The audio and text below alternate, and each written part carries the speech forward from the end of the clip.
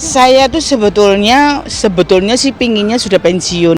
Nunung Sri Mulat sebut ada keinginan untuk pensiun tapi tetap harus bekerja demi cucu. Nunung Sri Mulat mengaku memiliki keinginan untuk pensiun dari dunia entertainment. Kini, Nunung Sri Mulat sudah merasa lelah bekerja hingga harus membatasi pekerjaan yang diambilnya.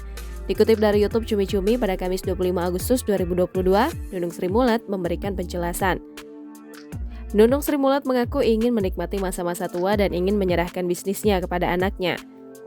Nunung pun membeberkan alasan dirinya belum bisa pensiun dan harus tetap bekerja lantaran cucu-cucunya. Meskipun anak-anaknya sudah bekerja dan mapan, tetapi Nunung harus menyenangkan hati para cucunya. Ia bersyukur lantaran masih diberi kesehatan hingga saat ini. Di sisi lain, dunia seniman terlebih komedi tak ada batasan usia untuk bekerja. Nunung tak bermaksud untuk benar-benar meninggalkan dunia hiburan, namun ia ingin memanggil bintang tamu. Kendati demikian, Nunung bersyukur lantaran masih dipercaya untuk mengisi acara. Jangan lupa subscribe, share, komen, dan like ya!